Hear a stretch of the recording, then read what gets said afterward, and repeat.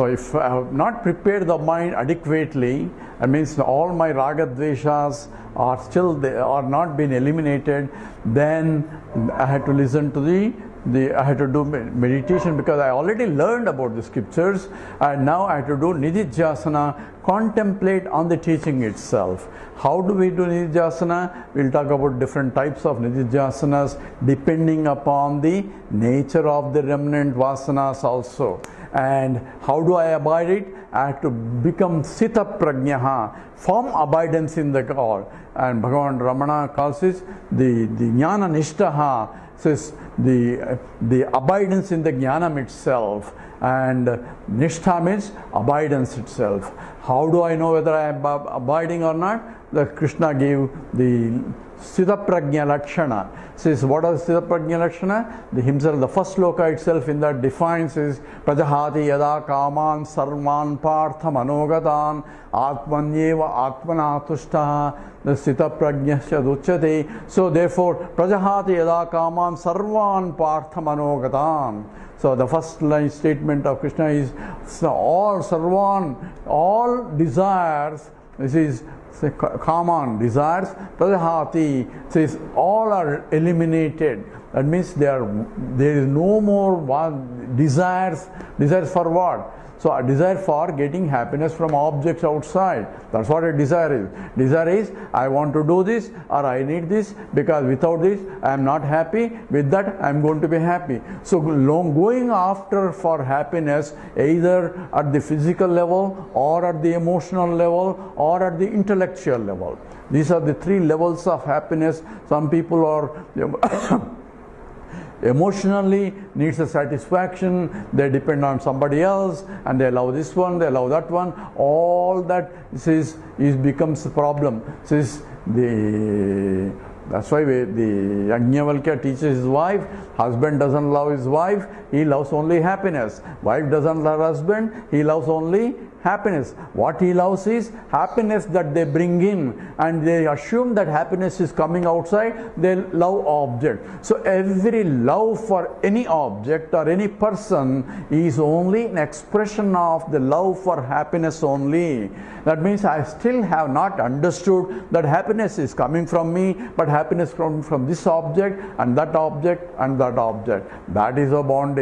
Says sarvam paravasham dukkham sarvam atmavasham sukham etat vidya samasena lakshanam sukha dukkhayoho. In the Manusmriti says, any dependence other than myself for my happiness. Any dependence for means I depend on somebody else and somebody else. Therefore, any depends either physical level or at the emotional level or at the intellectual level. If I depend on somebody else other than myself, I got it. That means I am depending on them, since I have no control on anything outside, therefore I become a slave to it.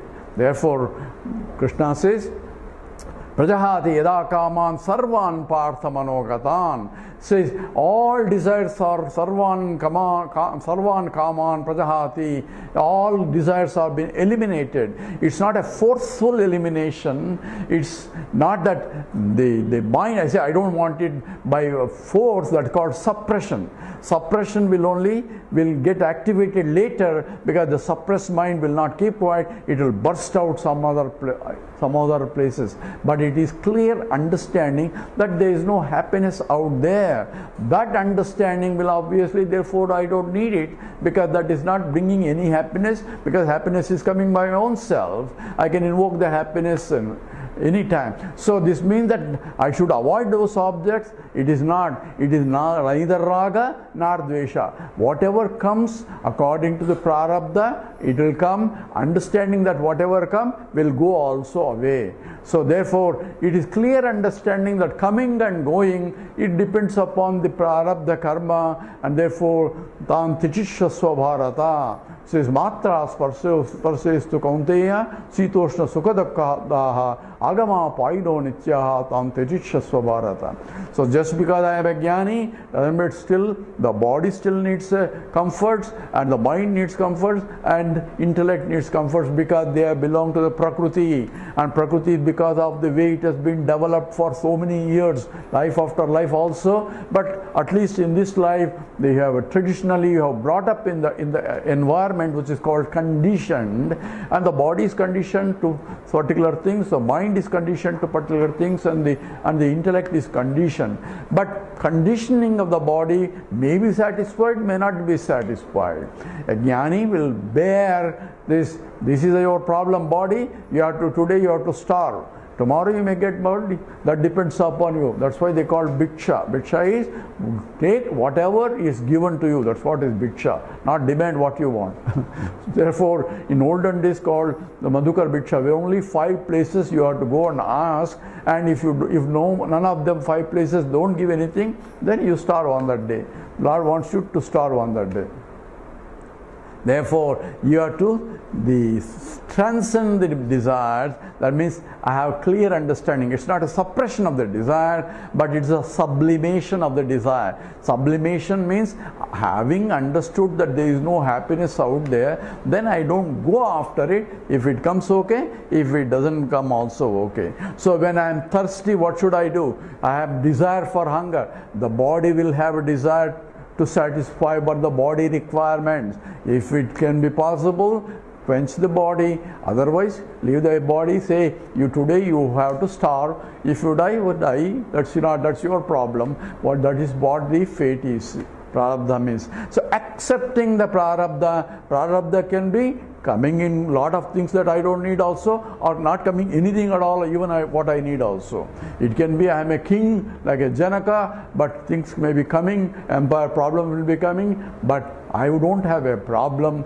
As a king, role will have a problem. Role problem belongs to the role, but not to me. That should be understanding. So, Prajahati yada kaman sarvan parthamanogadam. No longing mind, no desiring mind, no mind that is essentially I want this, I want this, I want this. I and I want becomes a egocentric desire. That is, ahankara is there. But I can have the ahankara for transactional purposes. At the same time, recognize whether it comes or not, I am not perturbed. That should be understood. So, Prajahati yada kaman sarvan parthamanogatam. Krishna says, without any desire, no exceptions there. Sarvan means it includes all desires, both at the body level, at the mind level, at the intellect level. And then what is the mind? It's not a suppression, because Atmanyeva Atmana Tushtaha. I am happy with myself as myself. Why I am happy? Because I myself is the source of happiness. So longing for any object is dependence on something other than myself for my happiness. If that is called bondage. Bondage is nothing. I depend on something other than myself for my happiness, and other things I do not have control. I cannot make the system conducive to my likes and dislikes, because that is a Jagat. Jagat is continuously changing, and I cannot, that which is nature is continuously changing. I cannot make a setup and keep it, ask it to remain to be that I like. That will happen. I suffer the consequence of by demanding like that. So what should I do? I adjust myself so that whatever comes and goes, I am unaffected, because my mind is in the higher. So even if understanding it, the taste for it is still there. Rasavarjam rasopyasya parandrushva nivartate. Krishna says the rasam is still there, lingering. Even though I don't want it, but still because of the habit, still say there is a desire keeps coming in the mind. So for what should I do?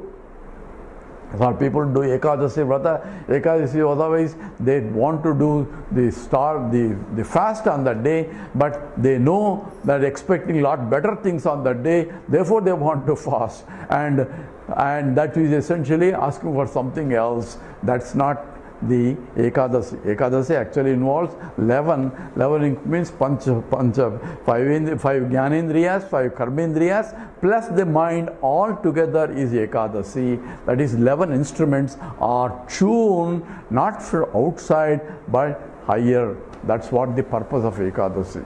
That is the vratam. But outside this starving and all that will help, provided I withdraw the mind from that and invest the mind into the higher nature of the reality. And that's what is all the vratas and the starving and the fasting and all that meant for, controlling the mind so that it doesn't go after. It is under my control. I can relieve it. Just like Ganesha, you know, picture of Ganesha is there and a lot of sweets are there, but there is a mouse sitting there. Dare not the mouse go and grab any of those sweets because it is under the control of Ganesha. Ganesha, the whole trunk whole head stands for intellect, and it cannot go and grab until the mouse is permitted to take what it can take, as Ganesha allows. Ganesha, the intellect, has to allow the mouse, which is the mind, under his control. In the case, mouse is so small and Ganesha is so big, and that means determination is so high, so powerful, and it can discriminate small and big. That's what is the trunk of the Ganesha means. Either it picks up a small needle or the whole log of wood also it can pick up, the elephant can pick up. And that kind of discriminative intellect is what Ganesha stands for. And using Ganesha, control the mouse, which is mind, and provide it what it requires, not what it demands. So what the body requires on the need basis. If you go to Google and ask for the Peace Pilgrim, there was an American lady traveling for whole America in 1950s, and she was not a Vedantin or even religious person. Suddenly she decided, I don't need all these things. So she started, what do I really need? So she started giving away whatever she doesn't need, and then recognized that as she is giving away, she felt that she doesn't need anything other than 2 pairs of dresses and a pair of shoes and a bag, if at all. And that's all she kept. And she started walking over, and wherever she could find a shelter, she used to lie down, and whoever gives her food, she used to eat and then continue. But if you look at the teaching of that, it's called Peace Pilgrim, and if you go to Google and look at it, her Vedanta comes beautiful, even though she has not realized Aham Brahmasmi. The teaching is not there, but that samskara is there, and you can see what he teaches is not too far from Vedantic discipline also, discipline of the mind and tuning the mind to the higher. And that's what happens if I recognize that I don't depend on anything other than myself for my happiness. And that's what Prajahati Kaman Sarvan Parthamanogatan Atmanyeva Atmanatushtaha. So because of the lingering vasana still, in spite of all my karma yoga and upasana yoga, my mind is still not completely pure. And complete purity will never occur, because thermodynamically also it is 100% purity is not possible. I cannot get 100% gold because I get 99.9999. I keep going nines only, but 100% is thermodynamically also impossible. 100% purity of the mind is also not possible. So vasanas will be there, but vasanas are nullified, as though the forms of the snake has been removed, and it's no more, they can bite you, and it becomes a bhushanam. Bhushanam means a decoration for you. The vasanas themselves become a decoration. You become a pannaga bhushana, or you may go pannaga shayi also. You can lie down on that vasanas with all the 7 hoods. That means the 5 jnanendriyas plus the mind looking down towards you, inner, towards the Lord inside. And that's what is the vasanas have become coiled up and looking inward, and that's what is the controlling the vasanas. And this cannot happen completely, so there is an evolution process in the Nidhidhyasana. So how long I have to do Nidhidhyasana? How long? Question is there. Throughout my life, as long as the body, mind and intellect is there, Nidhidhyasana has to be continued. And the complete abidance in the knowledge will not take place. And the Swami Paramarthananda calls it, it says FIR reduction. FIR reduction means the frequency of disturbance from that state is called F, and intensity of disturbance from the state, that's called I, and recovery time from the disturbance, that means immediately I recognize I am Brahman, not this, the recovery time also goes down. That means FIR gets reduced as I start abiding more and more and more. And that's what it becomes. I will never be 100%, but most of the time as I abide myself into the nature of the reality, that Aham Brahmasmi is the truth, by constant Nidhidhyasana, slowly, it becomes my own nature. Therefore, what should I do? This is essentially Abhyasena tu kaunteya vairagyena cha krishnate. This is Krishna says there are only two processes. One is by constant abhyasa. That means I have to do constantly from the morning to the evening. There is no, so this is not a meditation at sitting one place. You can sit in one place also, but even when I am transacting in the world, I have to keep this mind as Shruti of the music. Musician goes up and down, this Arohana and Avarohana and all that goes up and down, but up and down goes around within the Shruti only. Shruti is the background where Tambura is tung tung tung is doing, that is Shruti. That means he doesn't go up and down beyond the limits, and he will keep within the balance in that Shruti itself, and that's what is called. Shruti is also the scriptures. So having studied the scriptures, the Srotavyaha, that means one has become a Srotavya, listening to the scriptures. Now I have to keep that within the Shruti. I can go up and down, and what it says, Rasavarjam Rasopyasya Parandrushva Nivartate, by looking Param, that means by having the recognition of the absolute truth, that's called the Param, that is beyond everything, that is the absolute, and by having that knowledge, Parandrushva, having the vision in the supreme reality, and then I had to make sure that this all other things are paran. The rasa, the taste for it has to be withdrawn. So there is no real happiness in it. It's for fun, okay, but fun is only to play and leave it out. So the whole life becomes a real fun only for a jnani, because he doesn't get carried away, and beautifully he drops immediately and goes to the next place. I had a intense experience with how Gurudev used to do, because wherever he comes, he was joyfully acting as though he loves these people and loves, and everybody used to think that, oh, Swamiji loves me so much and all that. So we used to see all the drama of how Swamiji acts, and it's not acting, it is the way he's behaving also. And everywhere he goes, he becomes so friendly with all the people and friends, or they think that Swamiji has come only for their sake.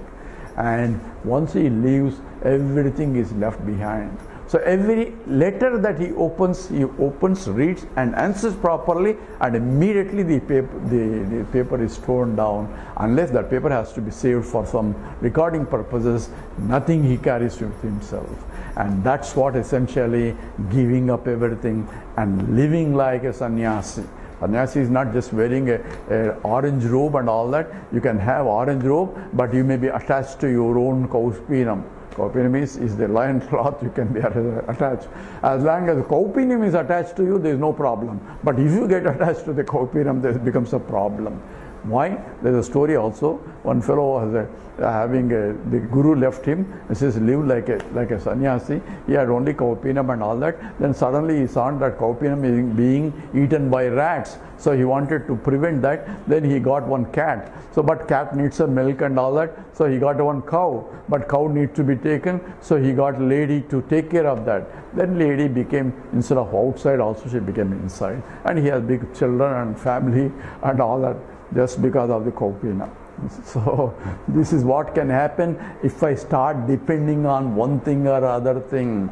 But becoming independent is slowly withdrawing myself and redirecting my mind. That is rasavarjam rasopyasya parandrushva nivartate. By keeping the mind all the way into the higher, I can slowly withdraw. So there are several ways of doing the Nidhidhyasana. So what should I do? Having studied the scriptures and having understood, then what should I do? continue study of the scriptures and continue attending or listening or reading the scriptures. How long? Because this is the way to keep the mind in that state of understanding. Otherwise mind will go astray when it goes in transactional world. So devote a particular time and more time withdrawing yourself on unnecessarily tasks, unnecessarily activities. Withdraw yourself and concentrate more and more into that. Hey, I am a family person, I have something to take care, so need to do, but see that also you are doing it for the sake of the Lord, or see in the transactions also activities of the Lord, because it's all vibhuti, just as Krishna acted without getting affected by that, and all that has to be understood. So those who can teach can be done. Nidhidhyasana can be teaching of the Vedanta itself is a Nidhidhyasana. Those who can write, that itself becomes, because mind will be evolving in that. Those who can listen has to listen continuously. How long? Until the body, mind, intellect drops down. That means all my mind is constantly in that state of understanding, reflecting on the teaching, writing on the teaching, contemplating on the teaching, talking about the teaching. In that process, I am abiding more and more on that absolute. In the process also, I am withdrawing my mind from other unnecessarily activities where I don't have to get involved. What I need to act in terms of the role, I may still have to play, because maybe still a father or a mother or a daughter, or still all transactionals is bearing to the what I need to do for the role. Therefore, I have to do kartum, that means that which has to be done, that is kuru, means niyatam kuru. Your obligatory duties have to be done to the degree you have to do. Taking care of the body, that needs proper food, proper drinks, water, and everything has to be done as per the schedule, so that the body is taken care. It needs a proper rest also, sleep also. All that, as though you live like other, but you live according to what is needed basis, not on the basis of desire prompted. So if it comes, okay. If it doesn't come also, it's okay. So even the desires are only temporarily, and if it doesn't come also, you are not unhappy, because the mind is not lingering on that. That's what is essentially Nidhidhyasana has to be. We'll go more into details of how Viveka Chudamani recommends in terms of what the Nidhidhyasana is. These are way of contemplating on the teaching. Once I have understood, Srotavyaha, Mantavya is over, now Nidhidhyasitavyaha. Means constant contemplation, and what kind of obstacles are there preventing me abiding in the knowledge. We'll discuss that slowly. This we'll do in the next few talks. With this we stop here. Om Purnamada Purnamidam Purnat Purnamudachyate Purnasya Purnamadaya Purnamevavasishyate. Om Shanti Shanti Shanti. Harihi Om. Sri Gurubhyo Namah. Harihi Om.